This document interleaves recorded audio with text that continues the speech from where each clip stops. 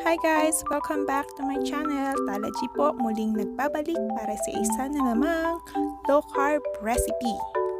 So today po, i-share ko sa inyo kung paano ko ginawa itong low carb coconut bread just using 1 egg.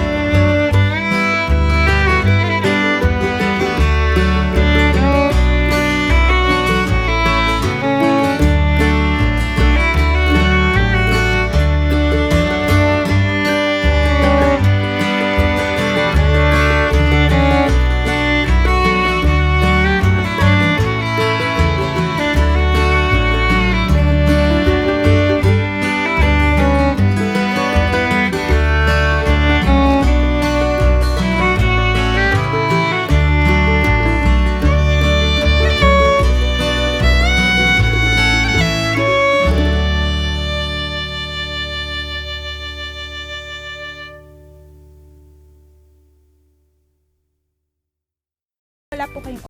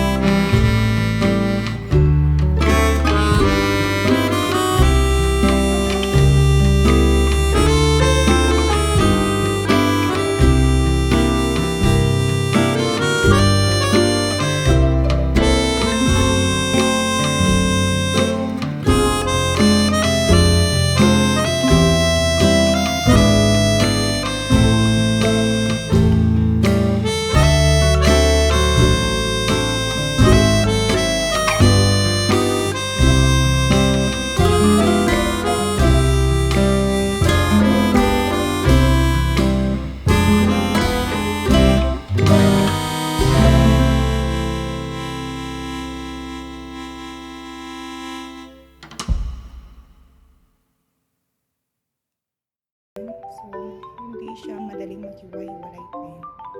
Yan. So, this is very perfect. Yun. So, kahit isang egg lang yung gagamitin natin. So, hindi natin kailangan ng madaming egg. It's because of the psyllium husk or in the chia seed na ginamit natin. Kaya nag-bind yung mga flour natin. So, sa bread po na ito, perfect po ipalaman ang ating beef patty, homemade beef patty. So, with cheese. Yan, sobrang sarap po niya. Perfect po siya yung lasa ng coconut flour sa patty ng bread natin with cheese. Yan. Yan, or simplihan lang natin. Yan, perfect po ang ating egg mayo sa ating bread. Yan. So, ito po, pinaghalo ko lang ang boiled egg at isang tablespoon ng QP. Yan. Low carb na po siya. Favorite ko to. Sobrang sarap. Talagang swak na swak yung lasa ng coconut flour na combination ng mayo tsaka egg.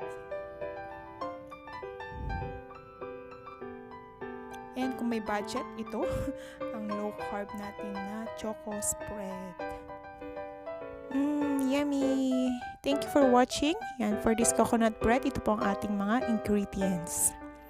Please don't forget to subscribe, like, and share. Sana po nakatulong po itong recipe na ito para sa katulad ko pong naglo-low carb diet. To God be the glory!